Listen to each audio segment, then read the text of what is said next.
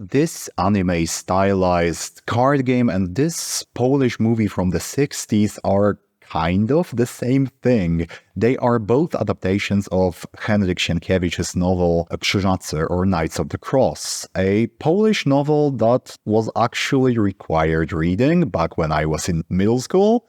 So you can imagine just how surreal this feels to me that there is a card game made by a Chinese studio, no less, that's based on a book that I had my last contact with somewhere in middle school, somewhere like 15 years ago. If you're American, just imagine that like To Kill a Mockingbird, the first-person shooter, is a thing that's about to come out. Or like Of Mice and Men, the spectacle fighter. That's what this feels like to me.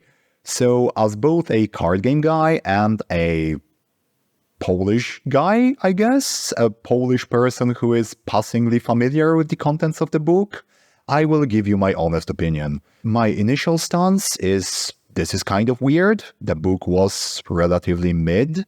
It was rather boring and a bit long.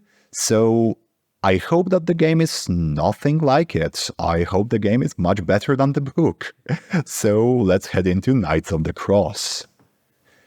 So the opening narration indicates that the events of the game are going to follow the events of the book, or at least the historical backdrop to some extent, because much like the opening narration here indicates, the book also takes place during a real-life historic conflict between the Commonwealth of Two Nations, those two nations being Poland and Lithuania, against the Teutonic Order and their allies. And this was generally a conflict many years in the making, with a religious as well as geographic backdrop, so I'm not going to go into detail more than the game chooses to, but it's, again, very weird to see anime characters representing the parts of that conflict, because it's a conflict that I mostly associate with the more boring parts of history lessons.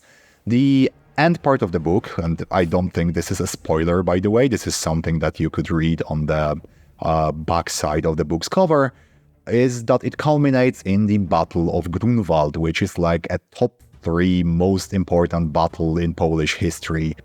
It's also sometimes called the Battle of Tannenberg if you subscribe to the German naming convention, but please don't call it the Battle of Tannenberg if you're ever in Poland. A bit of a sore subject, I'm afraid. So, from what I can see now based on the characters that we are shown, and oh my god, I freaking love that King Władysław Jagiełło, or Jogaila as he's presented here, is a bit of a Chad, but at the same time, this depiction of Queen Jadwiga, who also like generally a beloved ruler in Polish history, is just extremely funny. I know that the game released with a Western-style portrait pack, because I assume that's for the benefit of the Polish audience who might be a bit shell-shocked by the depictions of like well-known Polish rulers. And we are now in Bogdaniec, and yeah, this is the main character of the book, the one on the right. This is Zbyszko z Bogdańca, or Zbyszko of Bogdaniec, who is the main character, is sort of like a milquetoast main protagonist kind of guy.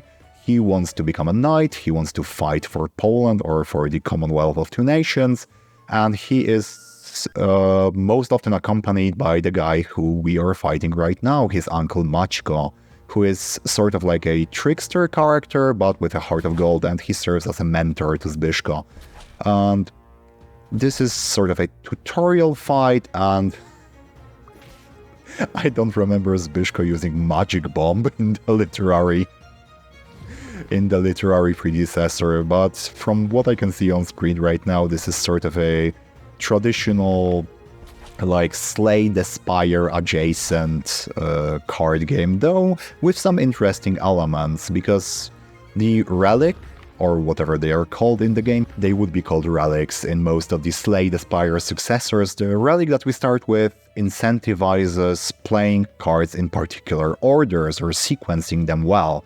So you want to sequence red cards after other red cards and blue cards after other blue cards. So there is some consideration for tactics even at this very early stage of the game. And okay, we are now in Oleśnica. I have friends from Oleśnica. It's an actual Polish city, and I am not used to seeing actual Polish cities, maybe apart from like Warsaw, in games. This is very weird. But nonetheless, okay, Maćko has now joined our team, and this is an interesting aspect of the game because you will get other characters. This one is going to leave after 1.5, but apart from that, you get new characters and playing particular combinations of color-coded cards. So if you play 2 red cards followed by a blue card, Maćko is going to activate a particular ability, and that's not something I've seen one-to-one in any of the card games that I've played. I've seen something similar in Gordian Quest, where you had characters that activated sort of a readied ability based on a card you played. So if you played a damage card, they would, for example, activate a damage card of their own. But like playing combinations of color-coded cards is not something that I'm aware of in, well, my portfolio of card games played. So immediately this strikes me as at least somewhat interesting. Okay, and after we complete a couple of missions, we get access to our camp, and along with traditional Slay the Spire-esque elements that, well, a camp like this would provide, so you can remove cards, you can add new cards to your deck or your collection, you can also unlock new characters. And if you're wondering, not sure if anyone's wondering, but those characters, yeah, they are not based on any characters from the book. Like, neither weird Julius Caesar or, like, cleavage waifu or cowboy lady are characters that appear in the book original.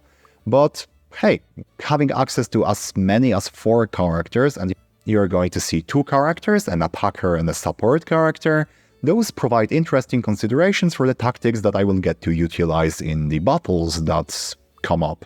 And yeah, the story so far doesn't really follow the story beats of the original book, but as I mentioned before, I don't really care for the book that much. So it's nice that most of the even side missions, or random missions as the game calls it, have some sort of dialogue. That's interesting to me. I would like to know Gamesbyszko a bit better as a result.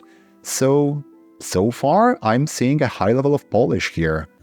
I greatly enjoy the mechanic of like activating follower abilities through a combination of cards being played, though it doesn't play as big a role as I would like, mostly due to the fact that I have enough energy to play all the cards available to me at most points. So I will try to sequence them as well as I can due to the effect of my relic, which incentivizes playing reds after reds and blues after blues in like ascending order.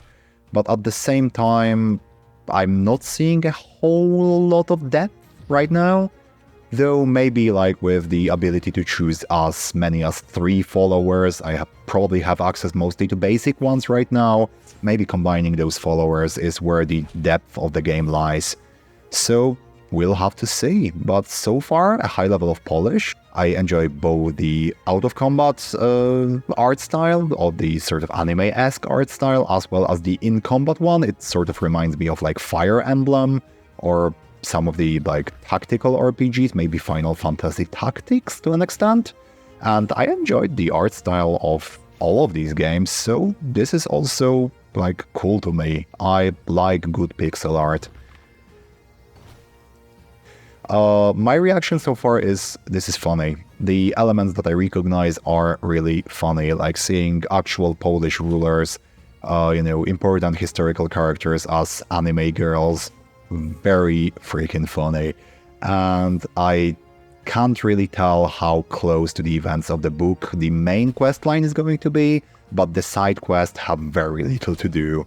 And based on my limited understanding of Polish history of the time, they don't have a lot to do with the historical events that are depicted either.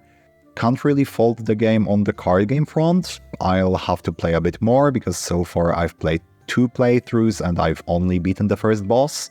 My one gripe is that I think the game is balanced for longer fights. The main difficulty of enemies that I've come upon so far comes from them having a boatload of HP, and I really dislike this type of balancing. I think it makes it easier for the developer to tweak numbers to make sure that everything plays right, because in a longer battle you run a lower risk of like a player being just killed in one turn or the enemy being killed in one turn. But I think that even though it's easier to balance when the fights are longer, it's just not as engaging for the player. And the first boss, for example, took me so many turns to beat. And yeah, I think the game showcases a level of polish as well. The level of polish that surpasses what I've expected of it initially. And it also introduces some new things, like I wonder how many of the follower characters there are and how varied. So if those are a big part of the game's appeal, like mixing and matching followers, then maybe it will have some staying power in my card game library. I know that it's bad form to end a video on no point in particular, but I'm not sure what the point of this video was. Maybe check out the game if you'd like.